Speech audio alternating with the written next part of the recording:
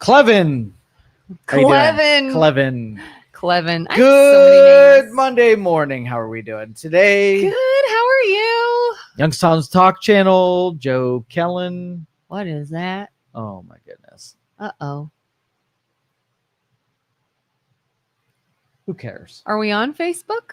No. Are we on YouTube? Are we anywhere? Are we This is lost for in us. the ether? This is for us. It How says we doing? we're live. What are we live on? Nowhere. Like YouTube, Facebook is shut down. We're on X. Like, all right, fine. We're in an alternate reality. F them. F them. What's Hey, new? Carter says you're on. Okay. All right. Facebook is telling us we're not on, but Screw Carter them. says we're on, so we're just gonna F Zuckerberg. we're just gonna go with it. All right. How we doing? Good. How are you? Good. First crack. Oh, do we want to start off the morning fighting? Mm-hmm. Because I've got some fighting words. Let's go fight. How do I broach the subject? We've talked before about the need for people to get off social media, take a break sometime, stop believing everything you read. Yeah, this is where you're a hypocrite, right? You're not a hypocrite. The hypocrite zone. I don't believe everything I Yeah, read. okay, just narration. This is where Kelin complains about all things that she says she's not reading. So go for it. If you read a headline, Yes. and your instant first reaction is, what? Seriously? Oh my God. Then for the love of God, look into it and don't just believe it without any context. And I say this to the people that are sharing the article that states RFK Jr. is saying circumcision causes autism. Okay. If you believe that's actually what RFK Jr. said, I need you to immediately get off social media. I need you to go take a break because the brainwashing is in effect. And I think you're just giving into it. Because no, RFK Jr. did not say circumcision causes autism. Have you seen any of this? Oh yeah, I watched the real clip. I watched the actual clip. Yeah, the real information. And for anyone that has been brainwashed or has not seen this and would like some actual context, what he actually said is, when discussing Tylenol in his previous remarks that there could possibly maybe be some links between autism and Tylenol and some of the things they're looking at there, an example of when a newborn baby might be given Tylenol is during circumcision. So a newborn baby gets circumcised and they give him Tylenol for pain. That is the only way the word circumcision and the practice of circumcision was in any way in the same sentence as autism. It is so loosely connected. They took two words that came out of his mouth and quite literally made up their own headline. And because people just automatically hate him because of who he's associated with, they ran with it and didn't care what the actual factual information was. So circumcision causes autism. Is that what you're saying? No, it's not what I'm saying. But if you went on Facebook, you would think that's what he said. Yeah. And everyone's like, oh, what a loon. What a crazy person. If you believe that headline, you are the loon. You are the crazy person. All right, so for all the stupid people in our audience, right? Mm-hmm. The connection is drawn between acetaminophen and when it's administered and when it causes problems. So when a circumcision the procedure is done, acetaminophen may be administered early in the life of a baby. Mm-hmm. Those two correlations are drawn. Is that what I'm getting right? Right. Okay. So it's not about circumcision. No. It's just, here's when maybe Right, they so would have been given. let's bring up other procedures. Okay. Yeah. So let's just say the umbilical cord is cut and it causes pain and they administer acetaminophen, right? Yep. If RFK Jr. said the umbilical cord is cut, and acetaminophen is administered, are they talking about the umbilical cord is causing the autism, or the administration of acetaminophen? He's talking about the administration of acetaminophen. Okay, so let's just say the baby comes out and it gashes its leg, right? Coming out of the Aw. stirrups and like gashes its Maybe leg. they gotta like Right. pull them out. So if acetaminophen is administered after birth, does birth cause autism, or does administration of acetaminophen correlation to autism? The implication there would be a link between acetaminophen and the autism. Okay, so a baby comes out and says, I have a really bad headache. And the doctor gives it liquid acetaminophen. Yeah. Is it the birth or the acetaminophen that we're drawing parallels? Is it the on? baby's fault for asking for it? Probably. I don't know. Under 18, I don't think they have the right to be able to request any kind of acetaminophen. I think it's the parent's obligation to. But listen, we should listen to our infants and our newborns. And if they say they want it, then they know. Mm. But no, it would be the administration of acetaminophen and a potential link to autism. Okay. Not birth, not cutting the cord, not circumcision. So those just joining us, we think the media is evil and they write headlines in a way that will get you riled up, and you should hate them more than anybody you've ever hated before. You should hate them more than the person they made up the headline about. Mm-hmm. And if you find yourself automatically hating someone because of what you read in the media without actually checking the source, the full article, or context, you're brainwashed. Okay. All right. So you were a normie at one time, right? I have elevated you to the point where you can kind of not participate in the normie part of things because you already know how it works, Yeah. right? Oh, yeah. And so, like, every once in a while you flirt with normieism, but you're up here. You need to not get outraged, disappointed, shocked, and appalled. This is just your new normal. I mean, and the old me would have seen someone share that. Oh, and I was tempted too. I was tempted. I was going to click on it and be like, actually, this headline you just shared is false. This is not true. They're pushing a ridiculous narrative. Here's what he actually said. I was so tempted to type all these things. And you know what I did? Shut it down. It's futile. Discipline. What's the point? Good job. I'm Thank very you. proud of you. That's why I said I am not so much. I'm not still stuck there. When I say get off the internet, close social media, don't argue with people, I'm not like off, but I don't argue like I used to. I'm just like, get out of here. Yeah. Well, that is sort of like your pursuit, your quest, right? So you may not drink the whole fifth of vodka. You're only taking a little bit. I can stop anytime I want to. Baby steps. Yeah. Baby steps. Yeah. All right. So what is it today? Anything significant about today? Monday the 3rd. Oh, it's Columbus Day. Isn't Yes, it is. Yeah, Columbus it's Day. Columbus Day. I'm very proud of you. For remembering that. I only know that because one, it's on the calendar, and two, I thought, oh, wait a minute. Are the kids off school? No, they're not. Okay. You know that it's about like banana bread in your vagina day. So I would expect you to know something as significant as Columbus Day. Yeah, I guess so. I know. Now I'm thinking like it is National like Weird Things Day too. I don't care about that. Thoughts on Columbus Day? I don't have any strong thoughts on Columbus Day. I have like mixed feelings, you know. It used to be like Columbus discovered America and we have this day in our history that he discovered this land. And then we started, you know, acknowledging information of like, well, does it count as discovering it if people were already living there? It's not like it was inhabited and he just showed up and claimed it. And then, of course, we went into like Indigenous Peoples Day. Is that not the same thing? Like, don't people call Columbus Day, or is that a totally different day? F that. So that is meant to be. Oh, what I'll explain that Columbus Day. fully. I've got a lot of verve on that topic. Yeah, because now I feel like we're back to Columbus Day, and I'm like, I don't know. What are we supposed to call it?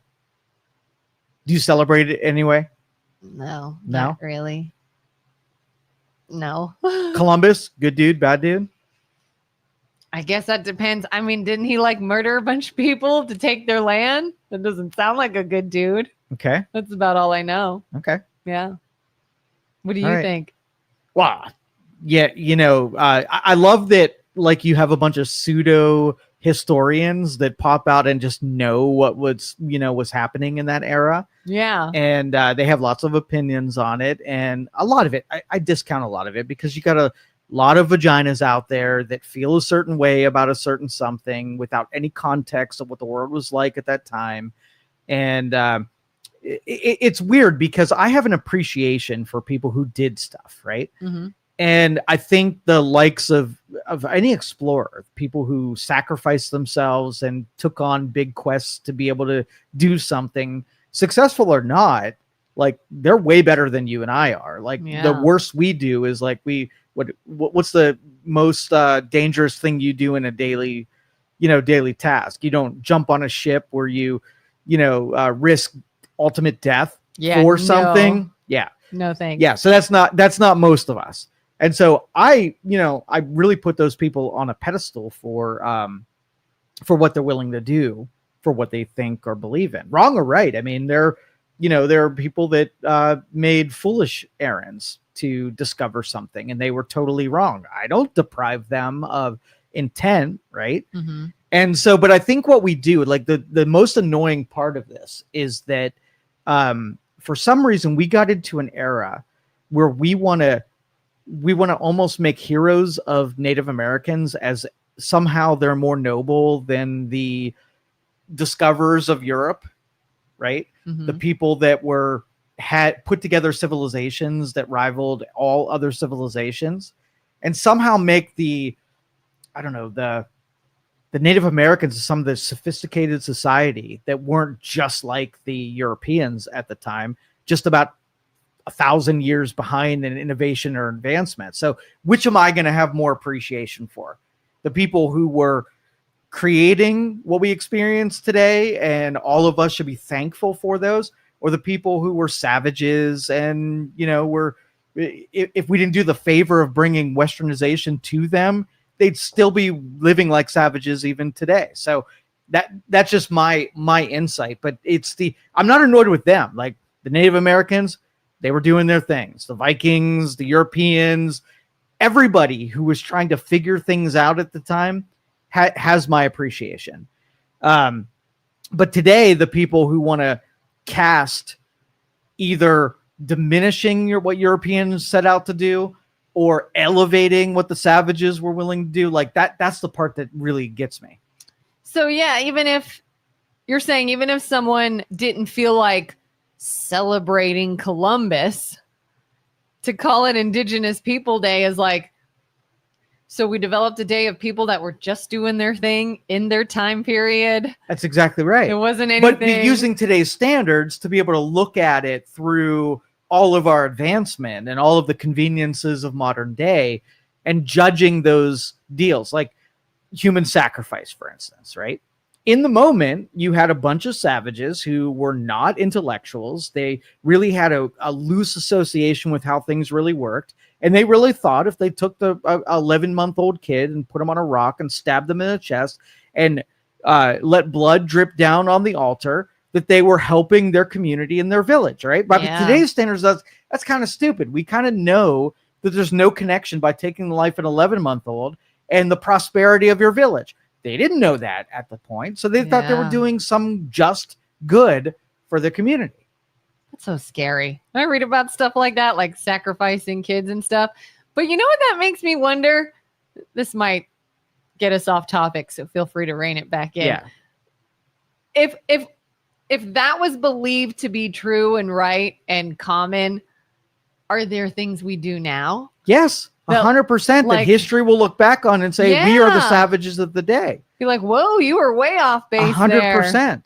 So the Native Americans believed in a bunch of spaghetti monsters, and the spaghetti monsters made them do things that were vile and awful, but there was a best understanding of as they were trying to figure it out. So here's the thing. The colonialism and conquest is sort of looked at because we're just too lazy and apathetic, right? We don't know what it means to say, oh, Canada's kind of weaker than us. Let's go up there and just beat the shit out of them and take over their resources and their territory, right?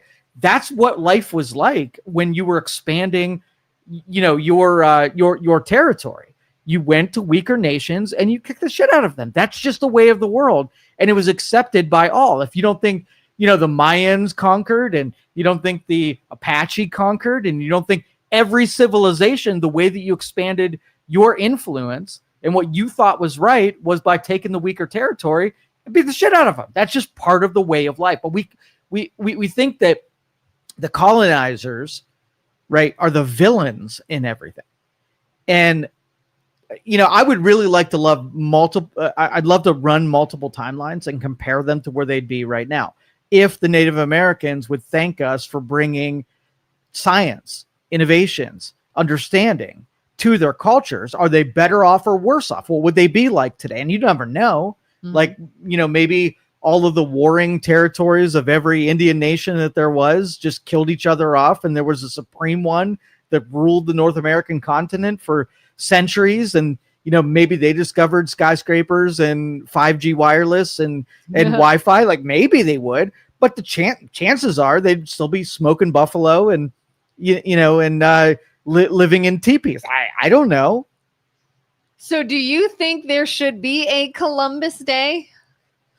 I disagree with all holidays unless there's some kind of utility of it. Right. My other question was going to be, if not, is there a person who you think deserves a day?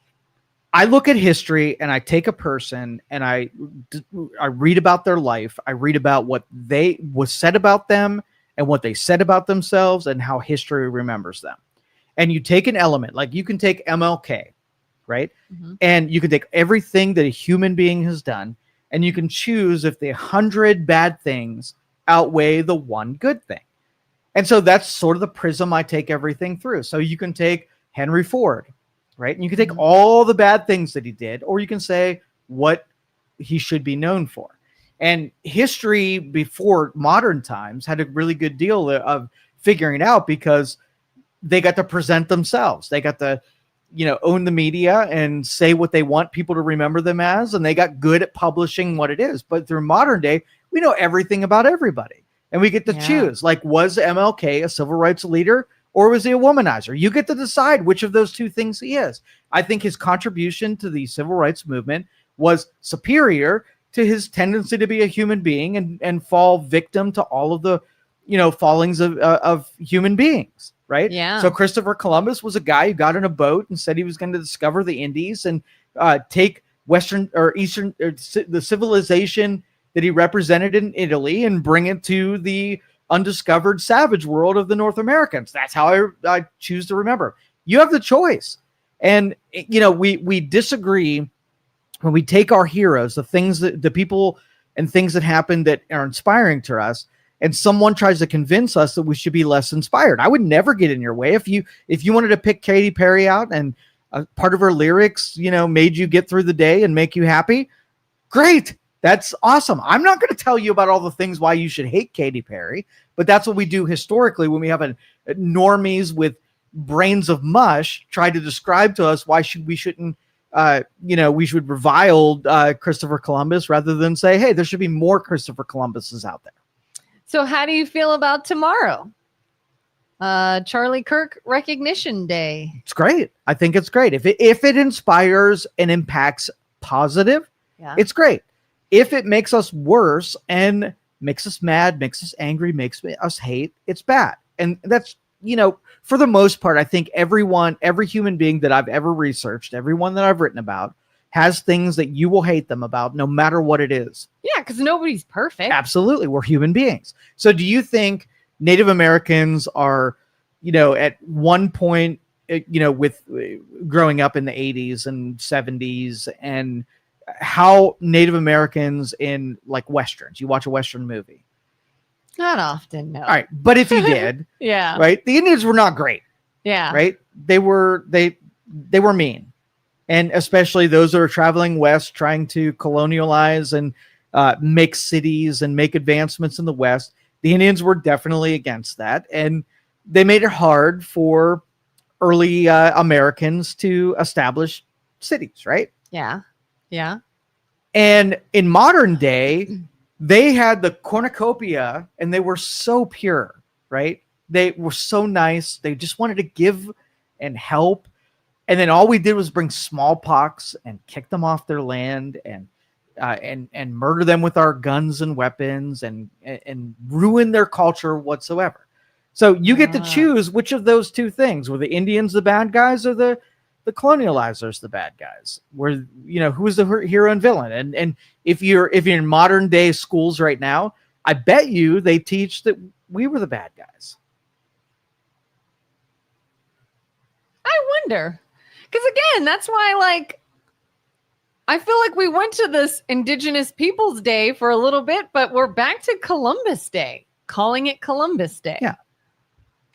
Do you think that teachings and ideas will be pushed one towards the other just based on whatever's popular? Yeah. It really is. And the normies just follow what's easier. And, you know, we want to deprive history. I don't give two shits if people live, you know, people don't learn from history or don't try to get an understanding for what it is, because it makes them stupider and it's easier to crush them when they're stupider. So have at it. Go be naive. And it's almost, it gets so, I think, not difficult, but it gets so muddy because everybody on either side thinks they're right. They believe they're the good one. You know, even in our political climate now with right and left, each side thinks they're the good guys doing good and the other is bad. Well, here's how you can tell where they are not smart. Okay. I can take somebody, I feel like Columbus Day should be remembered and inspired in a certain way.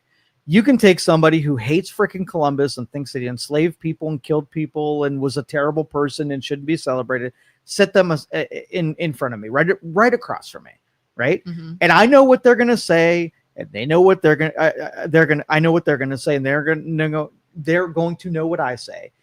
And I will destroy them in everything that they say. They won't sit down with me. Why? Because they need indoctrination in order. They don't need debate. They don't need conversation. They don't need, a debate about it. They need to be able to just say the thing like, Kelin, you're a racist and you are not allowed to tell me why you're not a racist. Okay. Yeah. And so long that people are like, yeah, Kellen's a racist. I hate to put that on the streets. I'm sorry. I use you as an example, but it's all over the internet now. Through conversation, you're able to figure out that here's the thing. Columbus was just a dude. Probably not even all that smart of a dude. Courageous guy that got on a boat willing to give his life for something, a pursuit that he was going on. Almost like the people who search for the Ark of the Covenant or the Fountain of Youth or anything else that they think is out there, but they're willing to stake their life on something, right? Mm-hmm. That's how I remember Columbus. Native Americans, they figured it out the best they can. They weren't bright. They weren't brilliant. They are, they created religion in nature. They had a good relationship with nature, animals, using everything that they kill, creating cultures in great opposition. Nature's trying to kill you. So for Native Americans to be able to survive as long as they have through there, guess what? Both of them are fallible in the exact same ways. Both of them were trying for something in their own ways. One of them was better and one of them won. You know who writes history? The winner. The winners, right? Yeah. And so if you want Native American culture to be more prominent in civilization, you have to win more. And you're not going to do it with savagery and, bows and arrows. You're going to do it with muskets and organized warfare, right? And so if those two got together and said, okay, we're Native Americans, we're at a big disadvantage because we're kind of stupid in the way that we do things, and we're kind of archaic in all of our culture. Teach us Western or European civilizations. Then we could have hybridized it, got it together, and taken the best of the Indian or Native American culture and the best of the European culture, put it together and made a hybrid, a super culture. But instead, we're like, nah, we can't do that. Let's just kill each other. And the person that was strongest wins. And that's just how it was. So do you think maybe it could have been Columbus Day could have been more of a look at the time and what was happening more so than just about a person? For sure. Like, oh, this day we recognize this time period where this guy came from here and he landed here, and here's the people that were there, and here's what happened. He wasn't the only one. We had plenty of Europeans who were willing to try to figure out what was to the west of them, right? Mm-hmm. And some of them successful. Amerigo Vespucci, remember that name? Oh, yeah. Okay, Ponce de Leon. Like, all these people were like, we want to know what's over there, right? And we're going to go find out. They didn't make it. Some of them did. Some of them ended up in Florida. Some of them ended up in South America, Caribbean. Like, they were trying to figure shit out. So, like, they didn't have GPS. They didn't have great maps of what was over this way. They had to go feel their way out. So now that we're sort of in this same climate today, having a brand new day named for someone, Charlie Kirk, tomorrow, do you think it should be done differently? All right, so what of all the things that Charlie did, what should history remember, and what was his major contribution to our culture? In my opinion, I see him as someone that, although was very politically involved, maybe is the word I'm thinking, in an era. Reclaiming my time. This was the question. What should he be remembered at? This should be one set. No, once I have only limited time. I have 5 minutes. So what should he be remembered as on a bumper sticker? Do you want my answer or not? I reclaim my time. Chairman, I reclaim my time. Chairman, can you reset my clock, please? My time. Because I think this is important. In a culture and in a time, which you yourself says matters to what we're looking at, he spoke out to both sides and included both sides of a political divide in a time that was not acceptable to do. And he was killed for it. And he was assassinated for speaking his mind, which shows the elevation of ridiculousness in this time. Something he tried to do, tried to history better. Books needs a sentence in order for the next stupider generation to understand what he stood for. Christopher Columbus discovered America. Okay. Period. Charlie Kirk. Give me the sentence. Charlie Kirk. I don't have one sentence. You have to. You have to dumb it down for the idiocracy to follow us. One sentence. Yes. What did Charlie Kirk stand for? MLK. He stood Civil for rights. open discussion. That's like 2 words. That might even be hyphenated. I'm not even sure. Charlie Kirk stood for open dialogue. Boom. Open dialogue. Open dialogue. Open dialogue. And the open is confrontational, things you might not want to hear, things that aren't, pre-edited or put through some kind of machine that made sure it was something you want to hear. It was meant to create conflict in your brain. Yeah. That's what he stood for. Matthew says your phone line isn't working. Are you trying to call us, Matthew? Whoa, I didn't even do it. Sorry, Matthew. That would be why it's not working. I didn't even set it up. It's not on. Not on. And some of the platforms apparently aren't working. He wants to talk about Christopher Columbus, so maybe he is exactly who we need to get on the line. So you hold on, Matthew. We're coming. I'm going to take responsibility. Why do you think Matthew's going to push back? Maybe. I hope so. He's going to be like, listen, Joe Danyi, you're full of baloney, and here's why. The post had the number. We're fixing it. We're fixing it right now for anyone that wants to call and say they disagree or they agree Or they can't wait to celebrate Charlie Kirk tomorrow, like me. It's not working. Jeez. Uh-oh, our phones aren't working. Facebook isn't working. We're being censored. I can't click on it. Matthew, you might just have to like type out long form. Yeah, just give it to us and here. We'll interact with you. It might be a pain. You got to type it all out, but our phone line's not working.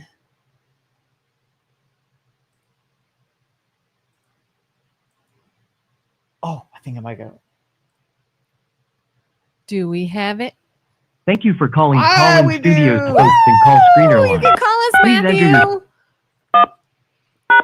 330-595-1600. If you want to call us and tell us why we're dumb or tell us why you love us. Even better. Welcome, host. It's you on. are now in the host room So and whenever can you want manage to your call callers Matthew, from the Collin have at Studio it. web interface. Okay, Matthew, you don't have to type it all out. You're free to call now. 330-595-1600. Already. All right. You know who I met over the weekend, by the way? Who? Julie. You met Julie? I met Julie. We're going to talk about that. Yes, we will. I thought you already knew Julie. All right, caller, you are on the line. Hello. Hi. Hi. Is this Matthew? Hey, how's it going? This is. Hi, Matt. Matt or Matthew? Do you have a preference? Either one. Either or. Okay. Yeah. Thanks for listening. Thanks for calling. What do you got? I was just wanted to follow up on the Charlie Kirk thing. Yeah. But I think obviously what happened to him was horrible and wrong. I think anyone can admit that. But I think it's a little bit much that we're giving him an entire day of remembrance, and that we've the government is trying to use it as like a political token almost. You know what I mean? Like they're using it as a oh my gosh, we're victims, even though he wasn't a good person or a good Christian, which is what he thought he was and what he said he was and what he preached about whenever he went to those college campuses. He used the Bible in a way that was very wrong, and he spoke mostly from the Old Testament and misspoke and I'm trying to think of the word I want to use here. He mistranslated a lot of what the Bible's message is in his doings. Yeah, and that's absolutely your opinion, and it differs from people who did get a lot out of what he did for the dialogue, for the religion, and bringing people together. So, Joe, yeah, I don't want to interrupt, but I don't think it's an opinion that he misconstrued what the Bible said when that's what he did. Well, no, that is your opinion. That's exactly, it's coming from you. So you want to give some. So if I say the sky is blue, is that an opinion or a fact? Say that again. If I say the sky is blue, is that my opinion or is that a fact? Go ahead. No, I'm asking you. If he says the sky is blue, is that an opinion or a fact? It would be a fact. Okay. So if I state a fact that he did something wrong, is that an opinion or a fact? Yeah, just give me the example of where he took something that was factually incorrect, and I'll agree with you. Sure. I do. If I'm going to do that, I do require your opinion first. Sure. Or your thoughts on the Bible, because ultimately, I myself can't say what the Bible's for, but I just want to give you an example. Yeah. Joe, what do you think Jesus's ultimate message was throughout the Bible? What was Jesus' ultimate message? Not a Bible scholar. I'm not what sure. Was Jesus's, I don't want to say his point, but what was Jesus trying to teach his followers throughout the Bible? Go ahead and tell us. You're more scholarly at this than I am.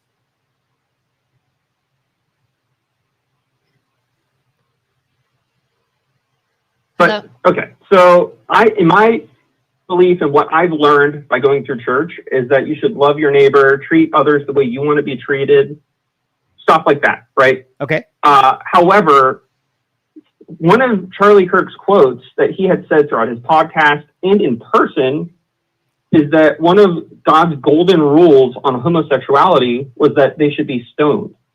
Does that sound like a good Christian? Did he really say that? I've seen content that he specifically said not to.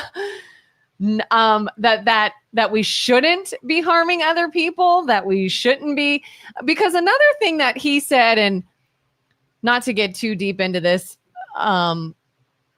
he also very much was about truth and speaking the truth, whereas I feel people disagree with his opinion, which is totally fine. You can disagree with people's opinions all day long. Everybody does it. Of course. But he doesn't have to. When people say, oh, he's spreading hate or he's doing this or he's doing that, he can say something that he feels to be true and not also believe it, if that makes sense. Like he can quote something or he can say, well, God says this, but Charlie himself was not a hateful person. I don't think he was hateful towards anyone. Okay, but if I go around, like, let's say I start walking downtown Youngstown and I start saying, let's say I start speaking from the Bible, talking about like X, Y, and Z should be put to death. Is that hateful? And should people fight, push back against that? So what are you saying? Charlie Kirk thinks in modern era today that gays should be stoned to death? Because that is the angle that Stephen King took. That is a quote from Charlie Kirk. That is a quote from Charlie Kirk. All right, I will look up that literal quote. I'm calling bullshit on this for sure, because I've listened to a bunch of Charlie Kirk, and never once have I come to the conclusion that he wanted to take Old Testament doctrine and apply it today. Not once. Yeah, I have actually seen him say, "I have no hate in my heart for anyone. I don't hate anyone of that community. I don't think that things like race and skin color should keep anyone from accomplishing things they want to accomplish." I've heard all of these kinds of statements from him. I've never heard him say he feels that we should kill anybody. And here's my thing. He did say... Go ahead.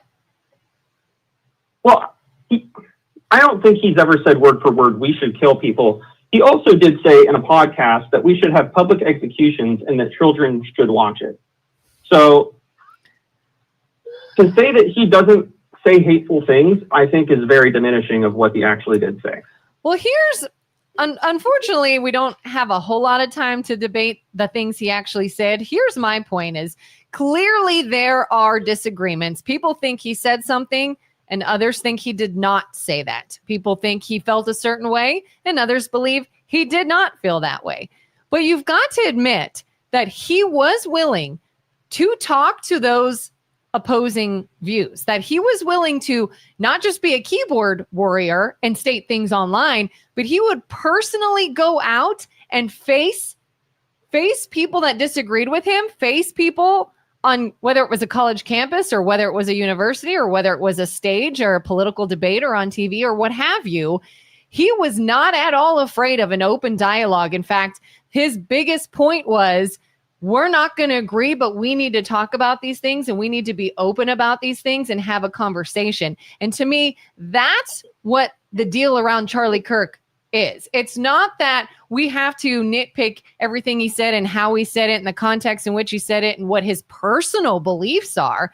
To me, what matters is, regardless of his personal beliefs and anyone else, he'll look you in the eye, he'll face you, and he'll hear you out, and he'll have a conversation. And that's important in this day and age, in 2025, when everybody is so against hearing things they don't want to hear or they disagree with.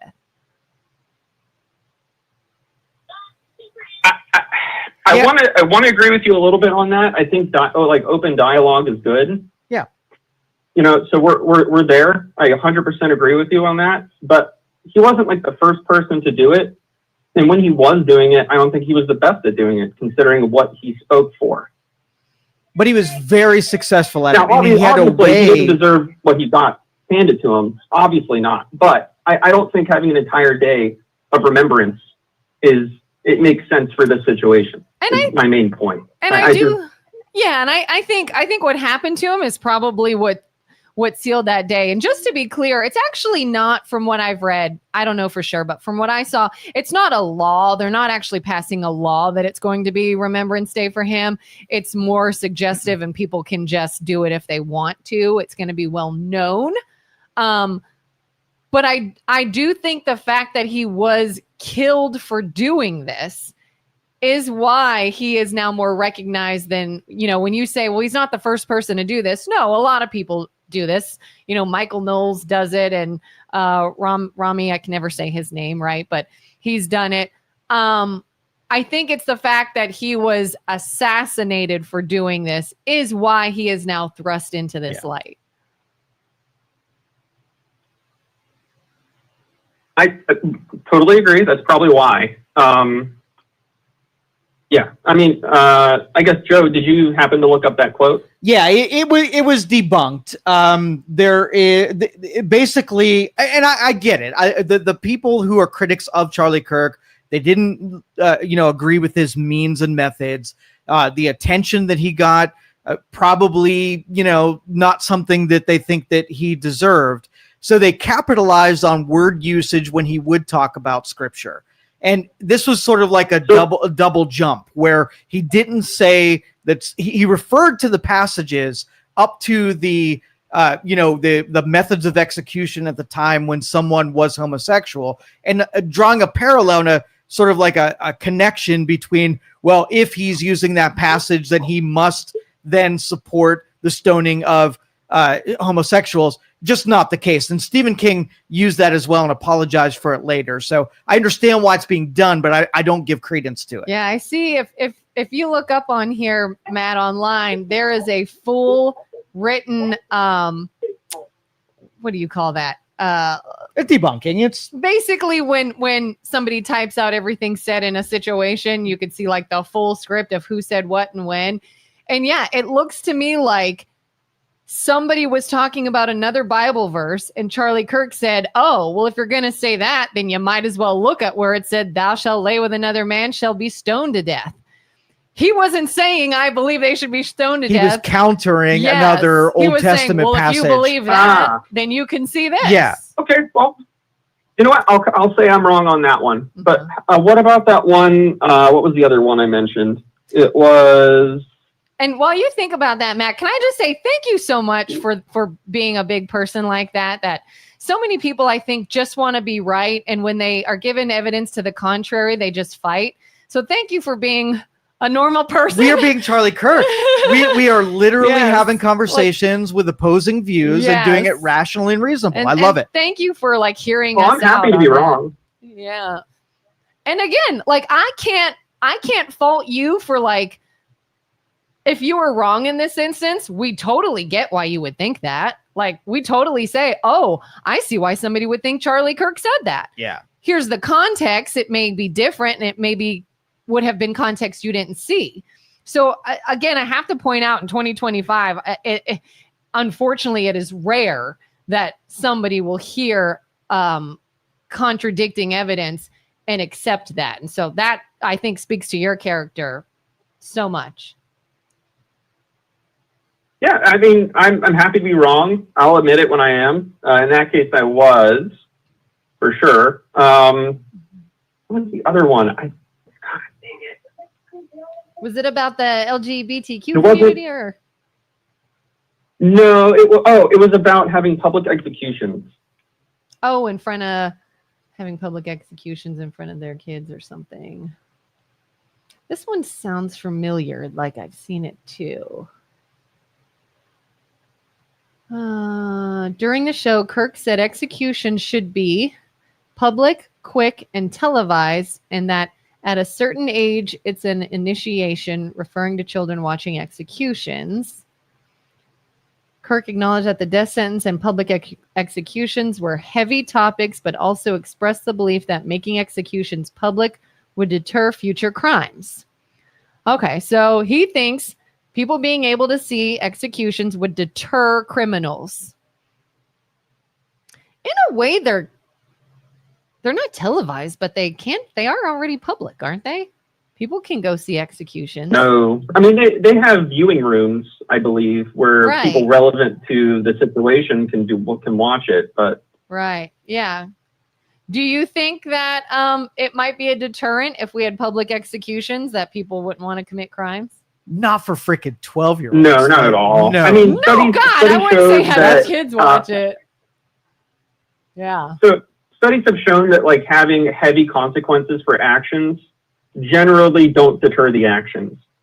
Because I want to say like 9 out of 10 crimes are due to income levels and societal issues versus people going, oh, well, if I rob this store, I'm going to go to jail. No, it's usually because they're hungry. Yeah. And here's one we'll agree with you. If he really said that 12-year-olds should watch a public execution, I'm going to go ahead and strongly disagree with that. I don't think they should. My beef with that pushing point is when people say, oh, he got what he wanted. It was just his own. There's a far difference between a criminal who committed a heinous crime being put to death by the state and what happened to Charlie Kirk. Somebody just didn't agree with him and they murdered him. Yeah. They're two totally different things. Correct. Yep. Mm-hmm. All right, Matthew, thank you for calling in. He didn't deserve that at all. Thank you for calling. Appreciate it, man. Thank you so much. Yeah, no problem. Thanks for having me. Yep. That was a good discussion. That was good. Heck yeah. That was a good, rational, sane thinking. You and I come with sort of a little history because we listen to Charlie Kirk regularly. Mm-hmm. So if there were feelings about how he was, we would be more of an expert than someone who on the outside was a critical of him, but didn't listen to him and only read the quotes that were, written by somebody else. Mm-hmm. And so, again, if we remember Charlie Kirk by allowing conversations for me to have an idea, you to have an idea, and talking about it reasonably without using violence, if that's the tone of what Charlie Kirk Day would be, I'm all for it because we need more discussion, not less. Yeah, absolutely. And there's a whole bunch of people now that are publicly stating that they were strong, outspoken opponents of Kirk. And they're now saying he actually did reach out to me and invite me on to his show or invited me to have a discussion. And I would have wildly disagreed with him, they said, but I appreciate the opportunity to be heard, to talk. We don't have to agree with everything he says. One of the things Charlie talked about as far as anything that's biblical was this idea of honoring the Sabbath and not working on the Sabbath. And he says, he takes one day that he is completely disconnected from his phone, from technology, from anything work-oriented. Well, somebody could argue back that, well, that's Old Testament, New Testament. We don't have to live under laws like that. And we are free to work and do whatever we please. Now, all right. So to be fair, though, let's just say that somebody on the left, we'll use AOC, right? Mm-hmm. AOC, she's got a great following. She is popular in a certain age group. She says a lot of dumb things, in my opinion, right? Mm-hmm. But there are some people who worship the words that she says. Right? Mm-hmm. Now, let's just say something unfathomable happens to AOC and they want to have an AOC day. Would you be willing to say she was a great contributor, right? From your perspective, in your opinion, you would say, why would we waste a day on AOC for this? Mm-hmm. But the people who supported and listened and followed and were inspired by would say, absolutely, we need an AOC day. Yeah. Changing that perspective and knowing how liberals feel about how vile Charlie Kirk was in their opinion. And that's why I was first to counter in the beginning that this is your opinion. This is crafted for the people who want a Remembrance Day, to want to honor what he contributed. If you don't see it, if you don't like chocolate covered cinnamon rolls. Yeah. When it comes to chocolate covered cinnamon roll day, you can roll your eyes with me and not celebrate it. Yeah. It's not It's not a law they're enacting. Right. It is simply just more of a social construct day. But I can see where you would disagree with it if you did not see eye to eye with Charlie and you thought he was too much, over the top, didn't follow principles. But the thing is, again, he's just a human being, and I think his net gain to culture was bigger than whatever you disagreed with him on. I disagree with him on a lot of things too.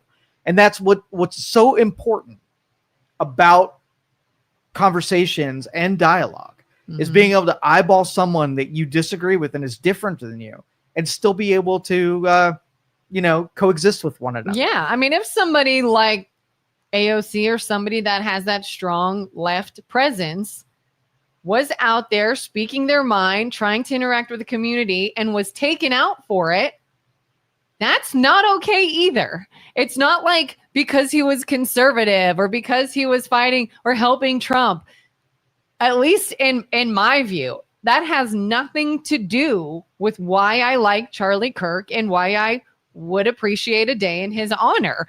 And if to you, you're like, well, take that away, and I didn't know the guy, I didn't follow his content, I don't really care. Okay. Here's the sticking point. So any lefties out there that are listening to us right now, I camp with 3 other families this last weekend. Okay. Mm-hmm. I am a savage meat eater, and 2 families are strict vegetarians, right? We disagree on everything when it comes to what you eat, right? But guess what happens?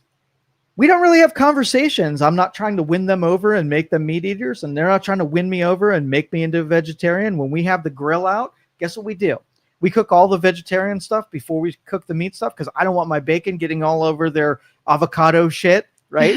And we learn how to work together where they can honor their beliefs and I honor mine, and we're not in conflict with them, and we are completely considerate for their views. Mm-hmm. And we don't have to have conversations. They want to tell me about my vitamin A because of all the meat I eat, and I want to tell them about the protein missing because of their eating rabbit food. I mean, there are other things to talk about, and in the ways that we disagree and don't see eye to eye. And we have great camping adventures, knowing what the boundaries are, where we don't have to convert people we disagree with, and we can have conversations about where we think we're right and do it amicably, where we don't feel like warring with them. You know what I mean? And I think the cooking the bacon thing is probably the best analogy, because I know that I will be made whole, right, if I cook my bacon second. But if I cook my bacon first, I will diminish their feelings, even though if I don't agree with those feelings, but I'm considerate in the way that I do things differently to accommodate them, and they do things differently to accommodate me. And I think that is really when we disagree, learning how to not try to win, not try to change, not to try to vilify the person you disagree with, but learn how to cooperate in the same spaces and not create a war out of it. Yeah, I think it's that mindset that you've got to be willing to give and serve others before yourself. And if everybody does that, which I realize is pretty difficult to accomplish, but then you do get your own, and you do get taken care of, and you do get your needs met while serving others. But the shit we disagree with doesn't even freaking matter, right? Yeah. If I eat bacon and they say ooh, right? Yeah. It doesn't freaking matter. It doesn't do anything to me, right? As long as you stay out of me, stay out of what I'm doing. Like if you try to force some extra peas on my plate, I'm going to have a problem with it. As long as you leave me the F alone and I leave you the F alone, we're fine. But it's almost like when one group thinks they're superior and their reasoning and thoughts and opinions are better than the others, and try to change the other ones, that's when you get a war. So somebody had posted this recently, and I was actually just looking into it this morning. Apparently, and I don't know where this started, who's doing it. Again, I just started looking into it. But there's an idea floating around out there that some college universities could lose their funding if they do not name a street after Charlie Kirk. Is that now pushing their ideas on someone? That's bullshit. That's bullshit. See, to me, I read that and I was like, again, that same mindset. If something sounds too over the top, look into it. Maybe that's not what's happening. I've looked into this for a total of 2 minutes, so I don't know everything yet. But it did look like that is indeed happening, that, you know, in honor of Charlie Kirk, here's certain universities in certain states, we want you to name this street after Charlie Kirk. And if you refuse, we will take your funding for your university. And if that is true, now I feel like, okay, are we getting a little out of hand here? Florida, that was it, a Florida bill. Okay. Threaten state funding to public university and college if they do not rename specific roads and after conservative activist Charlie Kirk. The bill points to specific roads at campuses. Steele wants colleges to rename after Kirk, who was assassinated last month. If the campus does not comply, the bill says state funding will be withheld from the institution.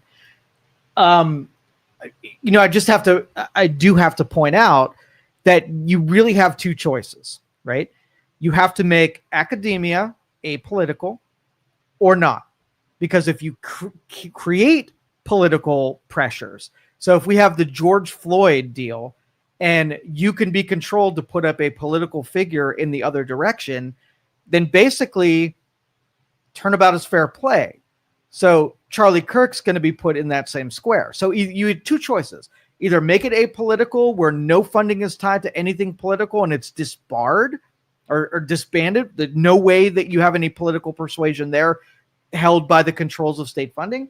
Or you play the game and whichever political party's in charge, they can punish you if you don't do their political bidding. And I think that we skewed really heavy on the make politics part of academia. And that's the game we're playing. Yeah. And the person I saw on Facebook that first shared this information was saying, at what point is this about honoring someone that morphs into just sticking it to the other side? That's exactly right. You know, like, hey, well, you did this with Floyd and you did this with this person and you did this. So now we're going to take our martyr. That's exactly right. And stick them everywhere. Yeah. And it's like, well. But that should be the premise, is everybody's extremely uncomfortable if politics is at the switches, right? It's performing, it's controlling, and it should be nowhere near it. It's using emotion again. Yeah. To push your points and get people to side with you. And ultimately, unfortunately, probably all just comes back to just them serving themselves. How can we paint us in a good light to get people to side with us down the road? And that's probably the biggest part of the Doge movement, which is drying up the NGOs, the people that they spend government money into an entity that then controls messaging through things like media, things like academia, things through science. If we dry that up, right, there's no real big incentive, because for the sake of doing it is not what's making this happen. It's the financial underpinnings that makes this stuff happen. And I think the Charlie Kirk thing is an authentic emotional response, but I think everything that led up to this point has been government spending and the controls of controlling other people by the money that comes into those institutions. We dry that up and we get way less of it. I don't think you ever get rid of it, but you have way less of it. Mm-hmm. Jerry has a really long... You want me to read Jerry's? Yeah. Yeah. It took 32 years for MLK Day to become a recognized holiday. There is no special days for many people that were considered good people by many, and they do not have days to commemorate them. We have so many bigger issues in this country than to be so quick to judge someone. Because he was in the limelight and a political figure doesn't make him to the level we should have a day to honor him. We don't have days for all of the good people who live their life to promote peace. If Charlie, and it's cut off. Okay. So I disagree with having days of remembrance for anything, but so long that we're doing it, it's going to get absurd, right? Yeah. Because everybody has an interest. I'm going to make Nikola Tesla Day, right? Yeah. And I'm going to think everybody needs to learn about Nikola Tesla. And there's some people who don't give two shits about what he did. Maybe dislikes him. Maybe thinks he's a crazy person that married a pigeon, right? And they're like, hey, that's a complete waste. But a waste of what? Like, what did it really waste? If I don't care about Nikola Tesla, I just look it on my calendar and not observe it. Like, what did it really cost culture to have someone that I think is cool to be put up there? Well, the cost is that someone comes along the line who thinks someone I disagree with should be recognized. And then it's not a remembrance day for me.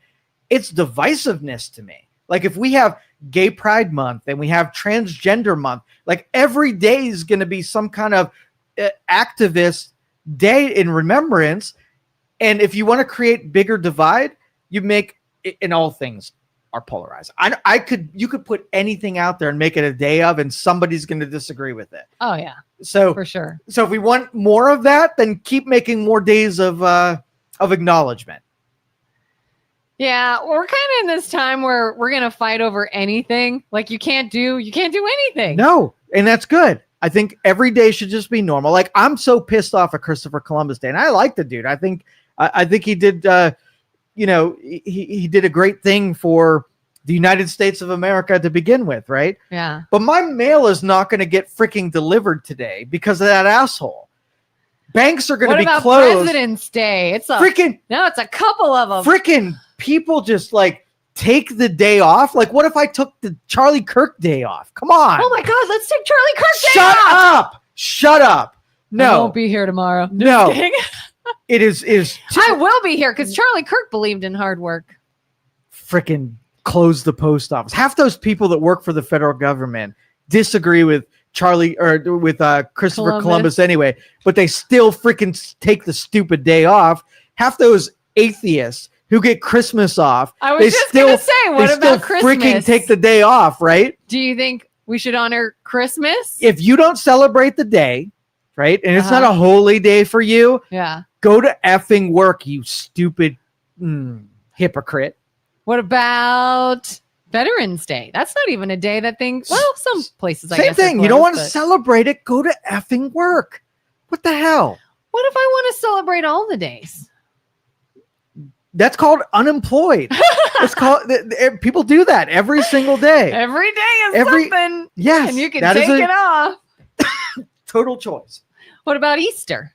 If you're not a Christian, right? You have no business it's Sunday anyway, so who cares? Oh, that's true. That's a good point. Jerry says it takes away the importance of true remembrance days.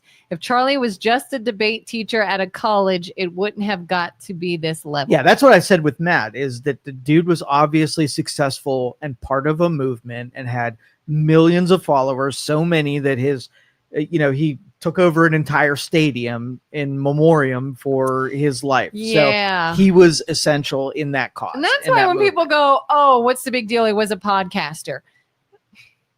Look at his memorial service and say, just because you didn't know who he was and you didn't see his content doesn't mean he wasn't huge and had an enormous following. But again, if you're a critic, you want to minimize his influence because it wasn't you. You didn't like him. And that's fair, right? Yeah. But and it's rough to see someone who you dislike so vehemently be celebrated by other people. I know. Oh, I'm sure. Yeah. I mean, some people were saying they believed he was going to be president one day, that he was on this track to become president of the United States. I had a prediction.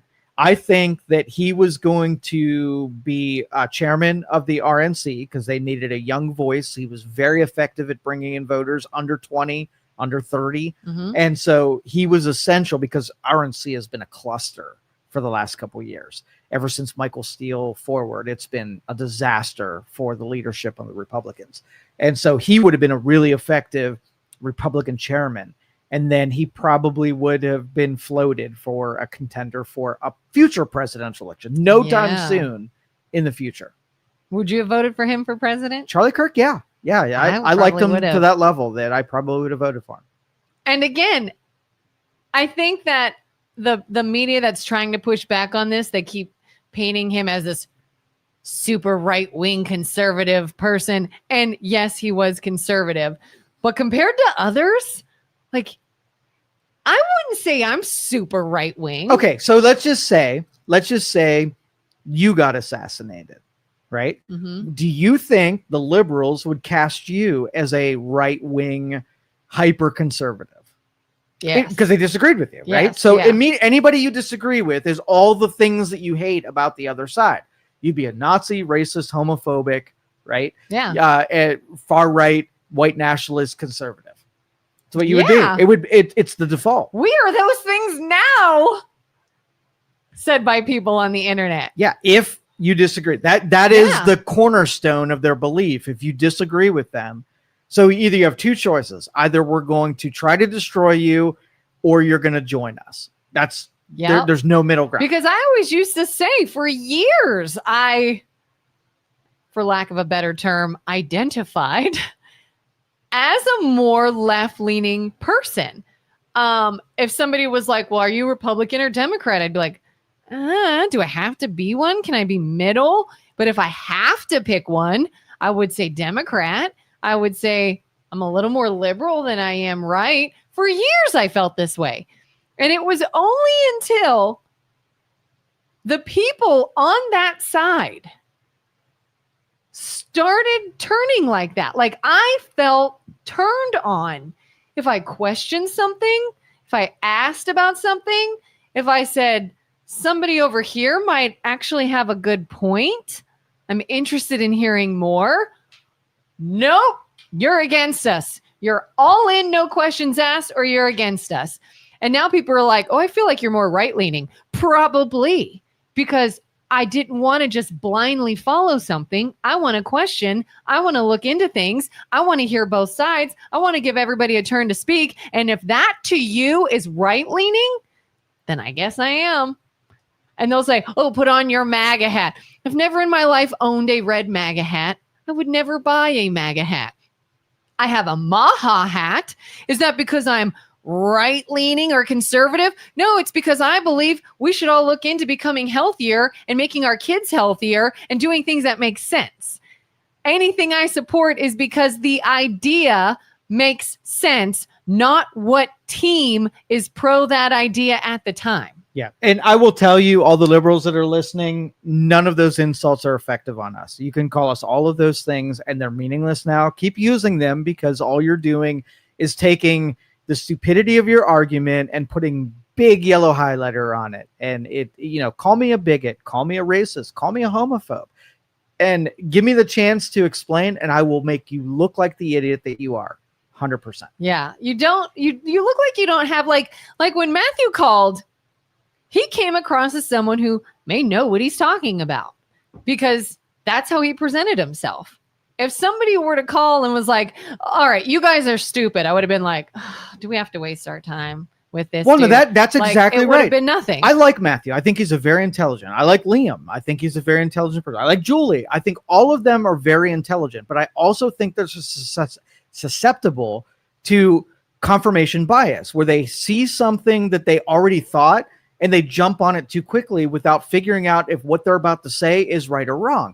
And there's enough of that stuff that's out in the media that you can pounce on it, feel like a complete idiot after the fact, after it's dispelled, but then equally is encouraged to jump on the next thing without, like you and I'm not even going to say it until it's well researched, because I know both sides are going to set me up to say dumb things because they know what I want to hear.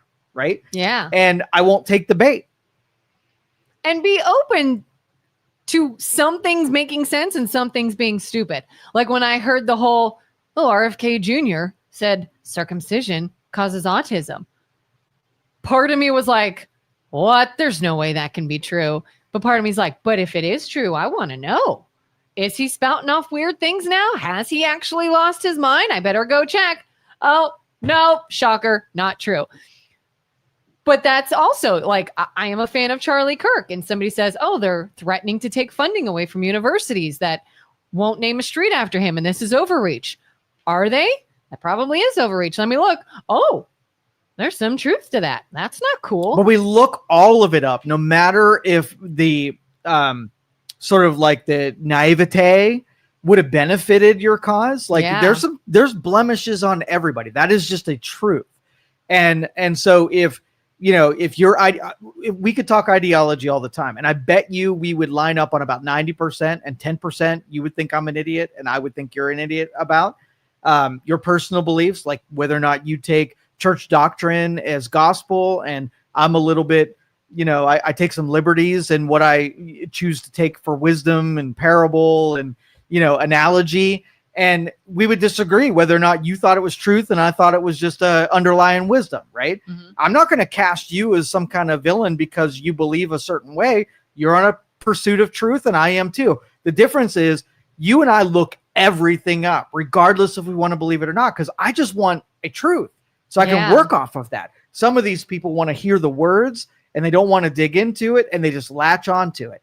Okay. And so if you said Charlie Kirk is a bigot, and I'm not going to look into I don't care if he was a really bigot. Somebody that has authority over me said it. So I'm going to then, parrot that language. And now all of a sudden, Charlie Kirk is a bigot. I don't believe he is. Nobody's made the case to me that he is. Right. And so every time somebody says it, it's somebody who, you and I have a tendency to invest lots of hours into finding out a truth. And you have somebody who puts like 1 second of thought into something and throws it at you. You want to almost dismiss it because they didn't do the work that you did to figure out whether you believed in something or not, right? Yeah. People will hear something that aligns with what they want to believe and they go with it instead of thinking, what if that's not actually true? What if that's taken out of context? They're like, nope, that's exactly what I think too. And they just run with it. And it's like, ooh, you gotta swallow that pride and think, oh, I really like that person and I really like that source of information, but they got this one wrong. Julie! I use social media as a springboard to research. That's why I am a liberal. We'll convert you. One of these days, Julie will be on the independent team. I use social media as a springboard to research. That's why I'm a liberal.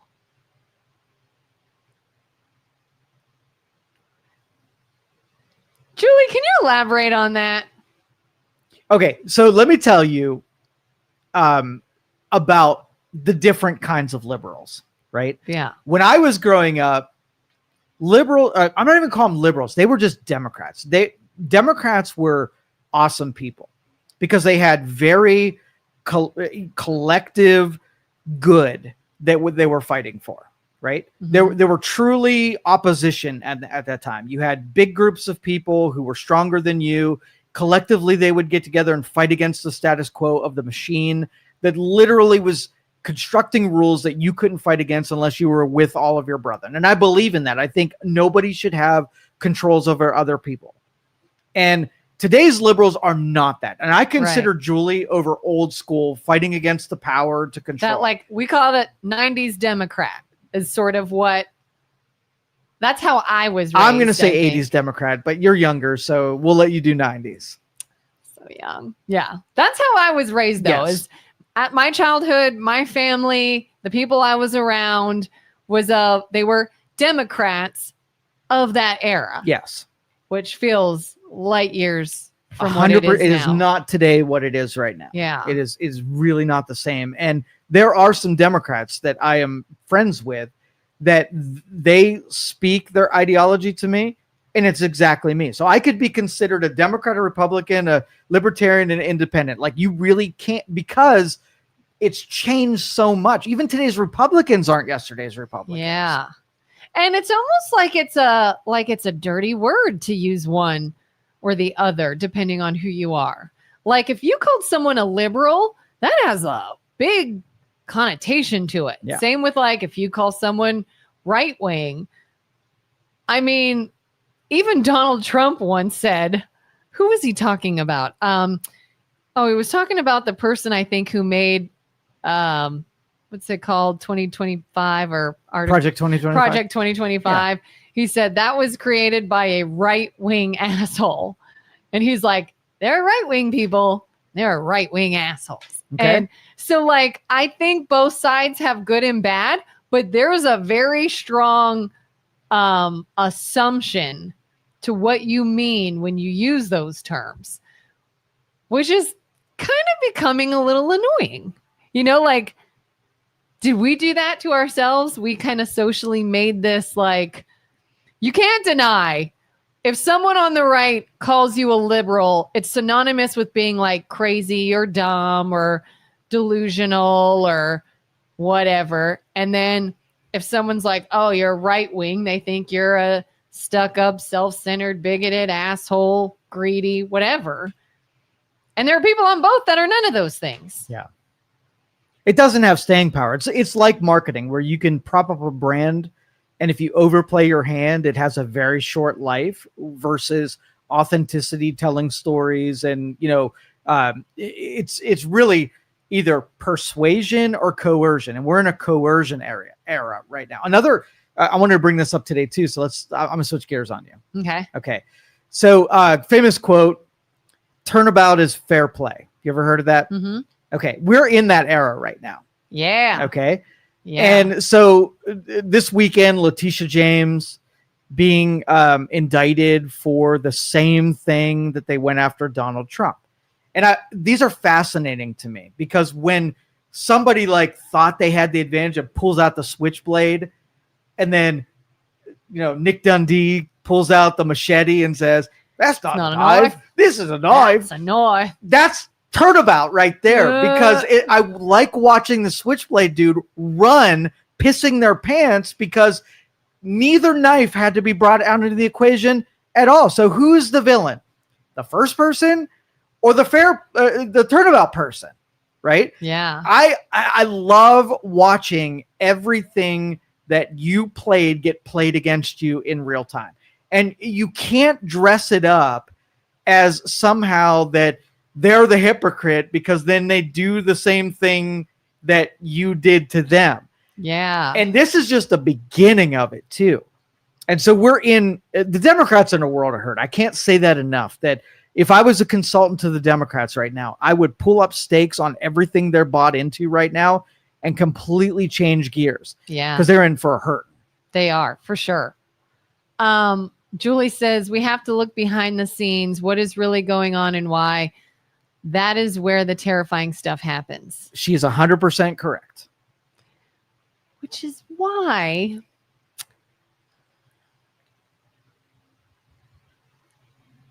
do you think it is synonymous with liberals to see things online or social media and want to look behind the scenes or the context or the factual information? That is part of the Democrat movement. You can see that this was sort of like an escalation. So let's just say you were a labor union worker, right? Mm-hmm. And the company was suppressing your wages, and they were rigging the rules against you, and they were making your life hard. So would you be willing to go a little bit on the dirty side to play against the evil corporation? You would need, number one, a reasonable person would say the corporation, they took advantage of their power and they misused it and they beat you up, right? So now you, as a labor union worker, if you fudged it and did the same thing that they did, right, in order to amass power in the other direction and then abuse that power in the same way that it was abused against you, are you not the same hypocrite villain that you were fighting against in the beginning, right? Mm-hmm.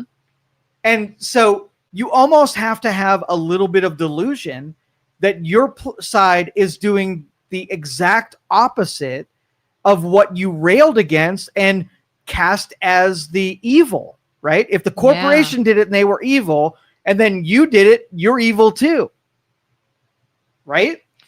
Yeah, and it's interesting how like both will then call hypocrite on the other. Exactly. Like, oh, well, you didn't like it.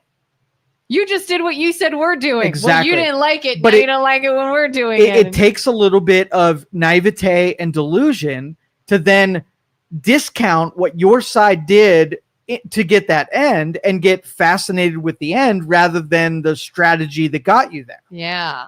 It's required. I have to know, Julie. I have to know. Not to go back to this, but Julie, did you believe that RFK Jr. said circumcision causes autism? Did you see that article and believe it? Do you know be honest. When I met Julie this weekend, I immediately knew it was Julie. It was the weirdest thing. I was walking up, she met me, she recognized me, and before she even said who she was, I knew it was Julie. She punched you in the face? She did not punch. No, she was the kidding. sweetest, kindest person. And I'm so happy that I got to meet her, but it was so weird that I just knew that was Julie. Like, did she just come up and say, I'm Julie? She did. And I was like, I know. You're like, I just knew. Yeah. Wow. Yeah. How did you know? I don't know. I think when we do public things where people know we're going to be somewhere, I've sort of like already thought through, like I have some people out there that if I meet that I'm not going to like the interaction. So I think through like all of those interactions and what I'm going to do. And so meeting her, it just connected like dominoes. It was so weird. It was the weirdest thing. Where were you guys? Just around town or We at a public the thing? hot pepper tasting in McDonald. Went to the Oktoberfest and I judged hot peppers and oil. Oh, you were a judge? I was a judge. And she was there? She was there. And the moment she walked up, you were like, this is Julie. 100%. It was the strangest thing. It was just like, oh. It was. It was the weirdest thing. Yeah, Julie says that was freaking weird. It was very weird. Did you two have a good conversation? We didn't get to talk because we were getting ready to do the judging, but we got a cool little meeting. And I love meeting, even, when we did the 570 was a rough crowd, right? When I did hosting on it, was 100% political. And the split was probably 75% 25%. 75% of the people thought I was the biggest dolt on the planet because I didn't see eye to eye with them. And so meeting them sometimes were not great interactions. They took it upon themselves as soon as I met them to tell me how much of an idiot that I was and scorn me. And so I've had a bunch of those, but a lot of them have been really cool interactions. And I think what happens when you meet someone in person that you've only heard or had interactions on social media, it personalizes it. So it was kind of cool. It does. It's that whole like talk a big game when you're a keyboard warrior. Exactly. But you meet them in person and suddenly you're like, oh. Yeah. Oh, I guess you are a human being and I don't want to cause a fight. I'm the same no matter what. I can't help it, but always just be Joe no matter where I'm at. But there are some people out there that are way more confident when they're behind a phone than they are when I'm in person to them. Oh, I'm sure. Mm-hmm. Joseph says Joe is great there. Joe, we should have a National Peppers and Oil Day. 100%. 100%. And I was asked to do more pepper judging, by the way, since that. So Joe got me into the pepper tasting judgeship industry. Julie says you were too cerebral for the 570 crowd. Oh, dude. Sometimes I would bring up, philosophies that were just, people wanted to fight about things they heard on the news yesterday. And I was talking about Socrates and, Nietzsche and all of that. And it was tough to let that resonate. Would you say is like the age demographic for that crowd? It was 60 plus. They were older. So they are older. But they were my people. Those were the old school Democrats who would be super easy to get along with because we had so many things that were important to the both of us. But I wonder, do you find more pushback from that age group that's more left than the younger ones? It's different. So the older people, the difference is think about if you had a computer problem. Right. The older people would know when they were out of their league and they had a better relationship with giving authority over to someone who knows better. Right. They were easier to be able to like create cooperations with people where you had the money and they had the expertise and having some kind of negotiation and right. Mm-hmm. Younger people think they know everything. Right. And so they don't know how to let somebody in and bring expertise into their world. They give too much pushback and they almost find it insulting when you help them. So it's two different battles that you're fighting. And so I think when it comes to the thing, and both groups 100% confident that they know, right? Yeah. And so it's a matter, I think the older people were more willing to let you in and be wrong than the younger generation who, even when they're wrong, they will fight for another 5 years that they were right all along because they have that pseudo confidence. I think they're just like right fighters too. Like, don't ever admit defeat. 100%. I am right. I will never. But the older group had certain things that they would dig in and never come off of. Like, we fought a lot about the labor movement, right? So center reasonable, wanted corporations to behave appropriately and wanted labor to behave appropriately. I wanted corporations to have value in workers, and I wanted the workers to have value in the companies. And I would be sort of a mediator between the two. And the laborers didn't want to ever hear that. The corporation was always the villain, and they always felt like they brought more to the table than the corporation. And I felt that even the corporations, every company that we've ever done business with had humility and knowing that they had to value the people who ran the line and did the sales and how important they were. I don't think any of the laborers, they talk shit and they felt like it was always somebody else's fault and whatever. So there's a divide that I always wanted to be that mediator, where if they could just figure out how to get along, we could set the world in fire. But if they were ever at odds, they were always at odds with one another. So it was always a fight rather than working on innovating things. And I always felt like that was a big sin in our area, especially.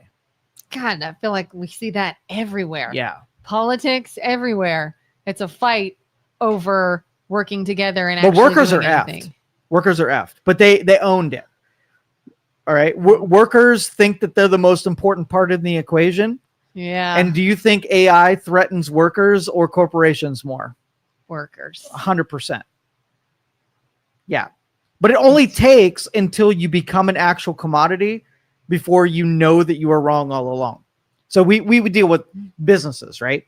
So we have an engineer that comes that has all this expertise to know how to do something, but they have no money. And we have a financier that has all the money, but they don't have any expertise whatsoever. Of those two people, who do you think thinks they're more important? The person that knows how to do the stuff or the person that enables the stuff to be done? You probably both think they're They important. both think they're more important, but which Yeah. do you think is more important?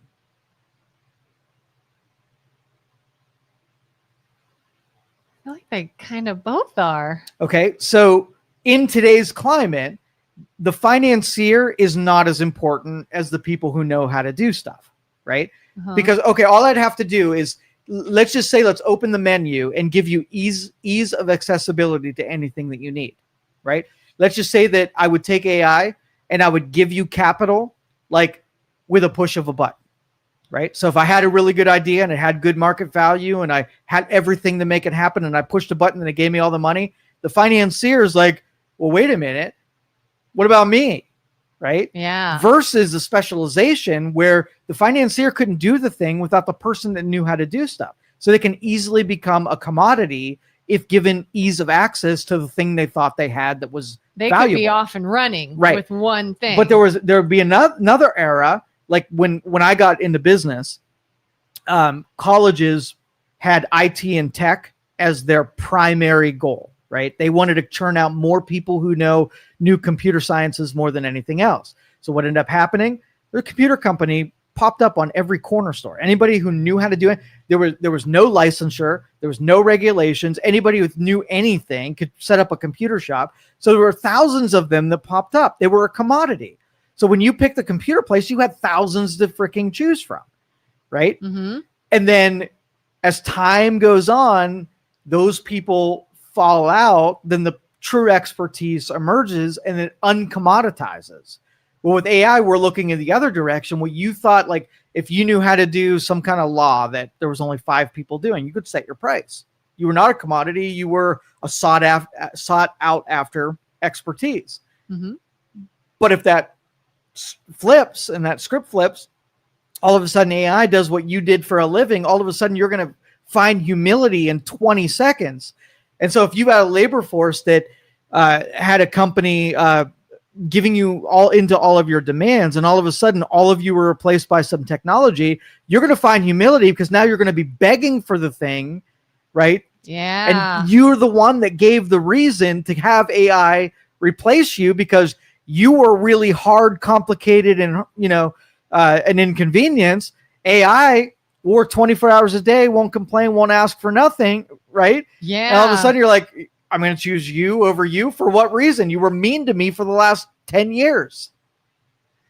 Do you think workers need to have more of a sense of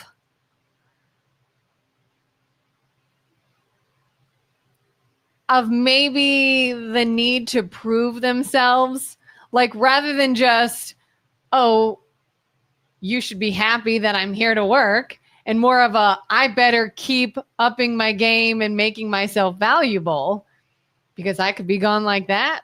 Well, the college model, right? If you want something to be valuable, you have to limit its exposure. You can't give it to everybody. It has to be valuable because it's rare, right? Mm-hmm. And so I think, I think labor is so commoditized that jobs aren't even valued. How much harder would you work if you knew that there were 17,000 other people that would take your job in 1 second and do it better, ask for less, and really be appreciative that they had that job? Yeah. You would work up to it because you're competing against the people that would replace you rather than what you felt you were deserved or what was owed to you.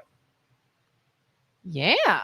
Well, yeah, like you would make yourself or attempt to make yourself irreplaceable. More valuable. Yeah. But we dumbed that down and brought it so that we wanted it to apply to everybody, and we created a commodity in it, and it ruined it. It ruined the equation. Yeah. I never understood, like, when I would have like coworkers and things at jobs that would be like, well, that's not my job. Well, I'm not doing that. And it's like, imagine if you did though, and you learned it. So let's just say there was a line of people that were unemployed, right? Mm-hmm. And they were sitting on the couches. And the minute that somebody came and said, well, that's not my job, somebody could raise their hand and say, oh, I'll do that. I'll do it. And you could immediately be plucked out and you could be put on the couch. How long before the culture of the couch is then really willing to do anything if they would get the attention of the valuable job that was in front of them? But when you commoditize it, you remove the incentive. It's real comfortable to be a laborer or a worker because of that. And they're just going to cast themselves into the AI. Though, some people would say, well, I'm going to make myself able to do more and I will reap the benefits of that, whether maybe like higher pay or whatever. But do you think, though, there are industries where the laborer, the worker will say, well, I started here and then I learned how to do that. And I learned how to do that. And I learned how to do that. But I saw nothing else from that. But they commoditize themselves. That decision was already made when you became a commodity. When you play that game, it's the same pendulum that we talk about in politics. If you create a commodity, then everybody is replaceable. If you take the efficiency of a worker and make it 50% of the time that they spend, right? Literally anybody who puts 1% effort into that is better than anybody else. There's only, I would say the job market is about 20% irreplaceable and 80% completely 100% replaceable. And that 20% is different. Why? Because they don't fall victim to the culture of the labor force. They don't say all the same things or have the attitude of everyone else. And through technology, it's going to out itself. You're not going to have a mass exodus. You're not going to have an ideological control over it. It's going to happen automatically because of the changes in technology. It'll be revealed. Like this will make complete sense when you were talking about the actress, right? That was created and generated in AI. Yeah, they can do everything that every other actress can. So now real actresses are going to have to look and say, okay, I'm going to study this actress. What are they going to be able to do that I don't want to do? Do they care about the temperature? Do they care about what they're fed? Do they care about their contract? All the things that I knew I can get away with. How many hours they can work. I knew that I can make those demands because I was irreplaceable. I was going to put people in the seats and make the movie a success. This actress over here, what's more likely? The AI to become more like an actress, a real actress, or an actress to become more like AI? The competition, the difference between those two things is what's going to be revealing. It's going to be the actress that gets over the leverage and controls they once had when there wasn't competition, all of a sudden saying, okay, if I've got a robotic fry maker that's able to, it costs $30,000 and is able to work 24 hours a day, take no breaks, and make the same fries that I was making, right? Mm-hmm. Now, me as a human fry maker, am I going to have to compare and compete against that robotic one? And what now am I more willing to do today than I was before the challenge of the robotic fry maker? But do you not think that it is possible for the social aspect of it to fight that? And what I mean by that is, I just saw an interesting video over the weekend. This woman was talking about these marketing campaigns and Gillette, Gillette razors. Mm-hmm. She was saying how it was not a social norm for women to shave their legs until Gillette said, well, we need a way to sell razors. Men shave their face. Women don't shave their face. What can we do to make women use our product? And they started this, sleek, sexy legs that are smooth, and men like that kind of thing. And shave your armpits and blah, blah, blah. This makes you more attractive. And through marketing of a product, we completely changed our culture. Mm-hmm. And now it is the norm to shave those things. It's weird if you don't. Same with De Beers and diamonds. How do we sell diamonds? We make it customary that in order to propose marriage, you give a girl a diamond ring. That's a social norm based entirely off of a marketing campaign for a product. So don't you think it's possible if AI, yes, can be more convenient, you don't have labor laws, you don't have anyone that's requiring all these different efforts, it's something that they could do and look real. If society is like 110%, we are drawing a line in the sand, we are not supporting AI things in an industry, that they would have enough weight that it maybe wouldn't work out? 80-20. Because remember, all of this leverages itself against vices, ego. Like people don't buy, let's just say De Beers stopped advertising diamonds, right? Mm-hmm. They basically drew you in on aesthetics and comparison and ego, right? Yeah. So even if they stop doing it right now, 20% of the people are saying, you hoodwinked me and whatever. And I'm just going to, when I propose to you, I'm going to give you an aluminum ring that costs $10. In comparison now, the people who got diamonds are going to be like, I'm still better than you. And look at how much they care for me more than you. And you're like, no, it's just a token of my love and affection for you. I don't need a freaking rock that's marked up 5,000, percents of margin over there. You're kind of stupid over that. 20% of the people will do the regular thing, and 80% are captured by the culture of vice. And so, yeah, you could say, hey, buying local is better. Like I can explain to you, you buy local and you're supporting your whatever. And they're like, yes, I buy local. And I look at your shopping habits over the last, you do not buy local. You do token gestures that show that you are bought into something, but your normal behaviors still support the other thing. So when it comes to a matter of convenience, you will use AI 80% of the time, but you'll show off to everybody else because of your ego that, look, I support human workers, not these AI workers. So again, they got us. I mean, they got us. They got us. There's no going back. There isn't. I'm telling you what is going to happen, and I have never been wrong. You've never been wrong. Never been wrong. I just hear your opposers typing. You give me complete data, and I will always be right, because every opinion and prediction is based on data. Unless you change the data or you feed me bad data, I will always be right. You will be replaced by AI. I will be replaced by AI. What are we going to do when that happens? That's the conversation we have to have now. Everybody out there just has to believe that I know what I'm talking about, and already put policies in place that when that happens, we know what we're going to do with human capital. Like, you're a podcaster. You love podcasting. AI's taking your job. What do you do? Exactly. That's a conversation. And I don't have an answer because it's not deep enough into the... So going back, again, this is what Julie was saying, that I'm too cerebral. This is the cerebral part of the conversation. We have this fiction, okay? And we saw this when we did the work from home, and the when people go home, they are 80% as efficient as the people who are at the office.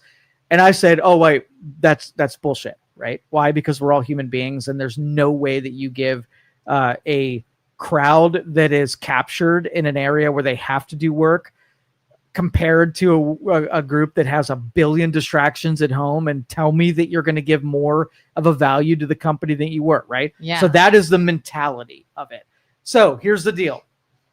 You're replaced by AI, right? So now what's going to happen is the government's going to come along and say a portion of, we're going to put regulations on all the automation. So the robots, the AI that took everybody's job, we're going to regulate and tax them at a certain point. So maybe the $30,000 robot, when they bought it, was just from the company. The government, in order to permit to do fries, it's going to cost them another $20,000 a year, right? To permit that to actually do the job. And they're going to take that $20,000 and they're going to give it as a universal basic income to the guy that used to do fry cooking. So the job's being done by the robot.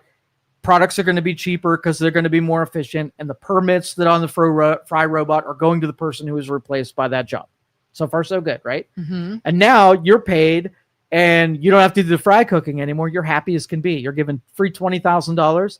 And now what you can do is you can go home and you can express yourself, right? You can use all of the talents that you would have used all along if you wouldn't have been spent 8 hours every day doing a job. Go express yourself. And the argument is that when people are free from the confines of going to work, they're going to do all these great innovative things, right? And I'm going to say, bullshit. You're going to take your 20,000. You're going to be awful. Like you're going to be in the worst place that you've ever been because now you have absolutely no purpose. You're going to dive down every vice that you can possibly get and wonder why you have no incentive to live another day in the future. It's going to be terrible. Yeah, because I keep thinking, I'm like picturing myself in that position. And what would I do? What would my passion be? Everything I could think of is probably replaced by AI. Yeah. Oh, I would do this and I would go into this industry because it doesn't make me a lot of money. But it doesn't matter. And it's AI. It doesn't matter because the people who did remote work from home for probably maybe a month, they stuck to their normal schedule and they actually did give good value. But the day that they forget why they were still doing all the structured, it's almost like the underpinnings and foundation of religion, right? We had 200 years of foundation of this country based in religion. So everything we do, if its premise was the teachings of Christianity, right? We're living in an entire environment that needed that in order for us to all behave. And then the secularists said, we don't need that damn foundation, right? Yeah. It would be like you went to work and you knew what time you were supposed to get there and you knew when you send those reports and you knew when you did this and you knew when to lunch and you knew when you left. You had the underpinnings of foundation that was before you. When it's all your rules, and I'm going to throw my wife under the bus right now. Don't tell her. Don't tell her. Nobody tell her this. She's a teacher, right? Uh-huh. And she says when it comes up to June, when she's off school, she was like, I still want you to wake me up at 6:30 like I normally do. And I'm going to work. I'm going to put the day like I was at school into all of the things I want to accomplish. And I'm going to end the day at 3:20 and then I'll get into normal stuff after that. I'm like, okay, we're married you a long time. And you I'm say going to this ride every unicorns off into the sunset. How long before it's 10 o'clock wake up, get about 20% of what you would do if you were at school, and the whole day becomes in watching TV and doing things that are fun like you're on vacation? How long? 3 days? 1 week. I was The first week you stick to it. I almost said I'd give her a week. The first week.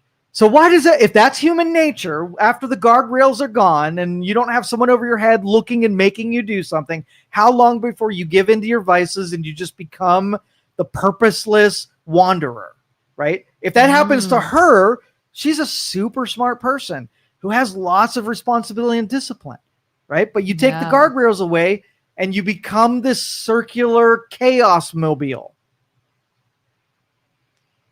Do you think, though, that's because she knows that the normalcy is coming back? No. That it's short-lived?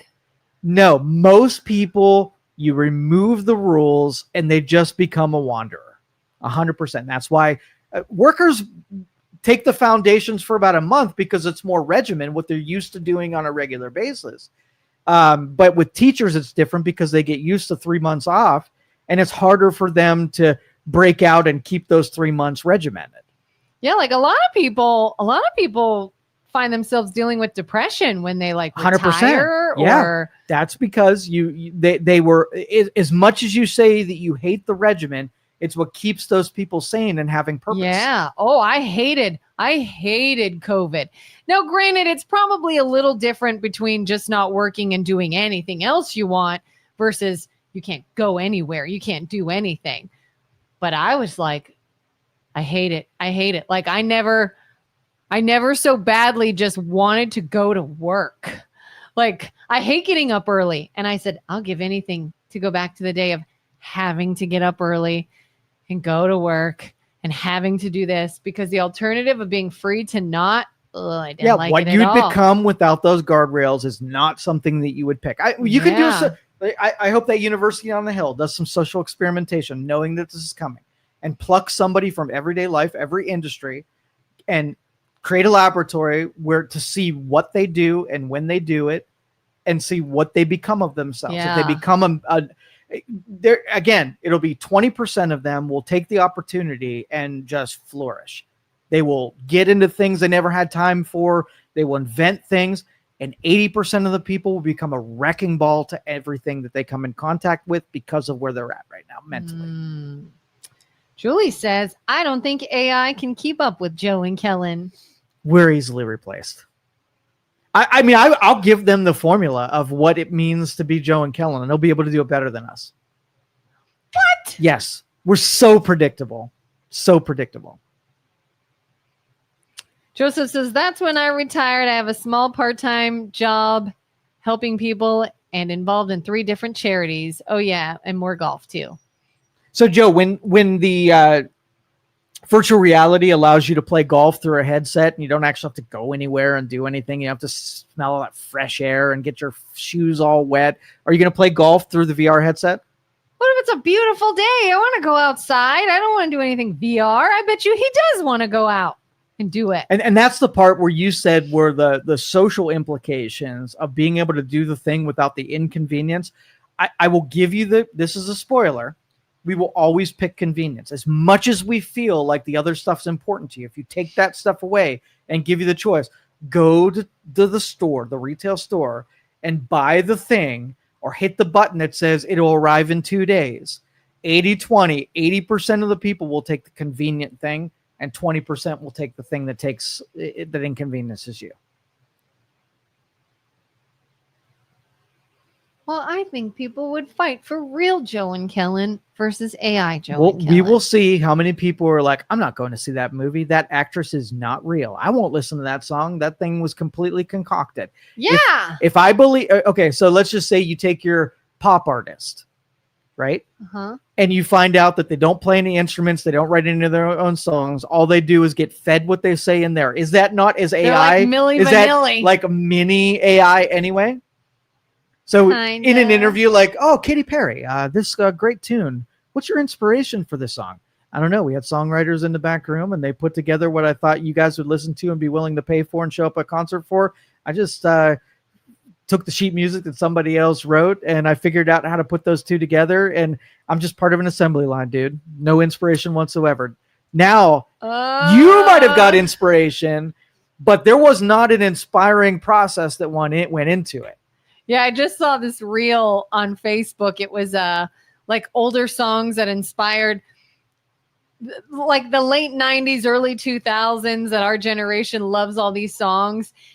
And it's no secret that older songs inspire current songs, but it was ones I had no idea. Like, you know, Ace of Base? Did you know that the song Is It Don't Turn Around was a Tina Turner song first? I didn't even know that. Mm-hmm. And there was another one, I can't think of who sang it, but then like Christina Aguilera did it. And I think everybody from my generation thinks it was a Christina Aguilera song, and it's not. And I'm just like, I have been bamboozled. Mm-hmm. You ever see Four Chords by the Axis of Awesome, I think it's called? Is that like every song is 4 chords or yes, something? Yes. I think I've seen part of that. And it sort of like triggers something in your brain that everything that you think is unique is not as unique as you think it is. Yeah. Because there's an emotional appeal to think that, you know, this work of art, right, was valuable.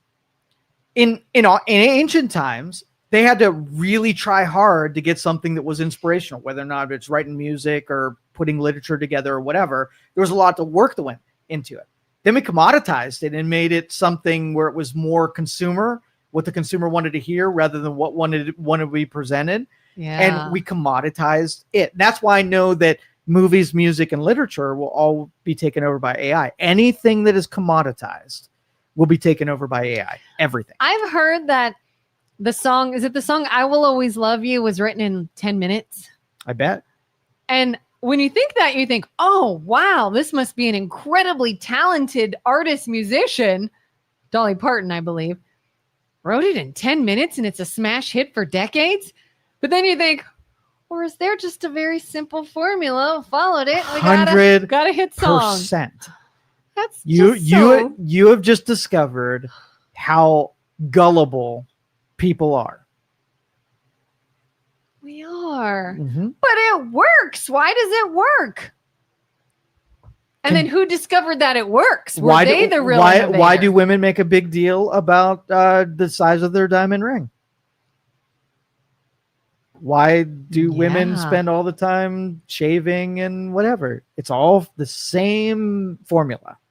Oh, yeah. Look, now we'll stick needles in our face and numb our muscles. So let's just say tomorrow, Broad Appeal Marketing said, hey guys, you were totally lied to. There was a guy that bought 3 of the diamond mines and he had complete control of the supply of diamonds out here. They ran marketing. They got all of you to think that diamonds were super valuable and super rare. They're really not all that rare.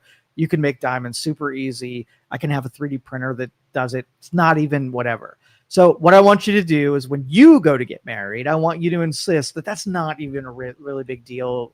You were all just hoodwinked and whatever. So don't do it. Right. Mm-hmm. How long or how many more years in the future are women still valuing diamond rings? They probably will. Forever. Yeah. Yeah. Because we are naive and gullible. Even when told the data and the details, you will not be able to be the first that grabs the flag and runs forward and does something opposing. I mean, you could say, hey, why are you spending thousands of dollars on a wedding? You can be legally married and not go into debt and not waste life savings on a party and spend it on things for your future. And how many women are going to be like, but I've always wanted my wedding. That's right. Like it's an emotional appeal. It's an emotional appeal. You know what we did? Nothing of that. And nobody was disappointed that we did everything on the cheap. Everything was just for her and I. We didn't give 2 shits about what everybody felt. Everybody wanted a big reception. F you. We had it in a church gymnasium. The wedding, super small, and it's a formality. So let's get through it. Did you do it because you were like, I don't want the dog and pony show? Or did you do it out of necessity? We're young. This is our budget. We're going to do what we can. No, and it was just logical.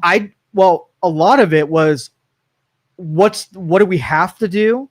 And then we filled in everything else. And we didn't take any input from most of it. I didn't know what you were supposed to. I mean, I've been to a bunch of weddings, but I didn't know why you did any of that. It never occurred to me to do a thing because I saw it being done. We just decided what it is we were going to do and freaking did it.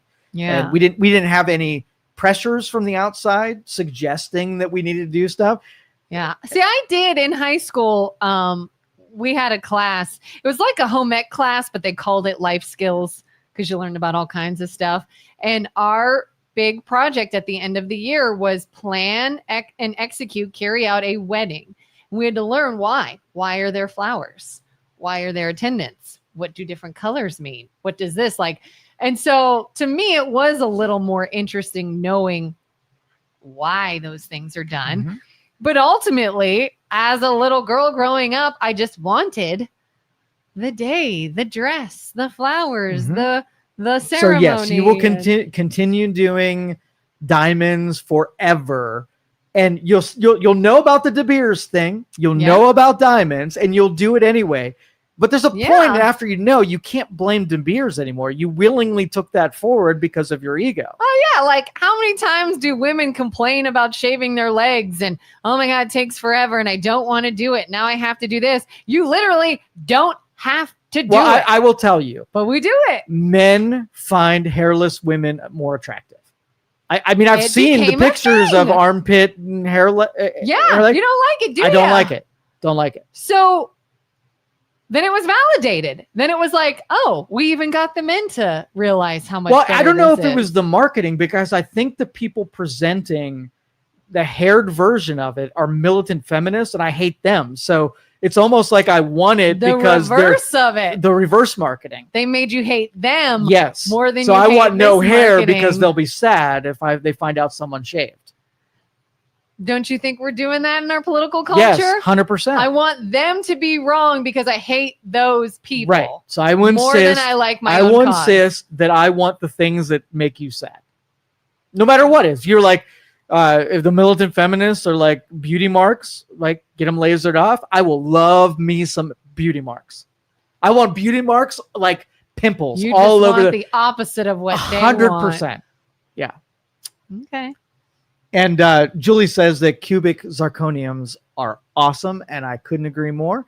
And if you Yeah. want to go around flaunting that cubic zirconium and you say, oh, that's a nice ring that you got there, and you say, that is because my husband loves me so much, I will be like, that is a sentiment that's required. I know someone that when they got engaged, they were very much against like blood diamonds and how diamonds are mined and all these things. And Mhm. so that couple doesn't have a That's diamond. cool. I think I've known 2 people I'm- that didn't I'm have fine with diamonds. Yeah. I like diamonds. Mm. Diamonds Shocker. are a girl's Shocker. best friend. Na-na-na-na-na. All right, we're out of here. Thanks everybody for joining us. We'll see you guys tomorrow. Have a good one. Thank you for listening to this show on Youngstown Studio. This is original Youngstown content. Feel free to share our videos and tell your friends about us. Don't forget to subscribe to our YouTube channel and follow us on Facebook. Thank you for your support.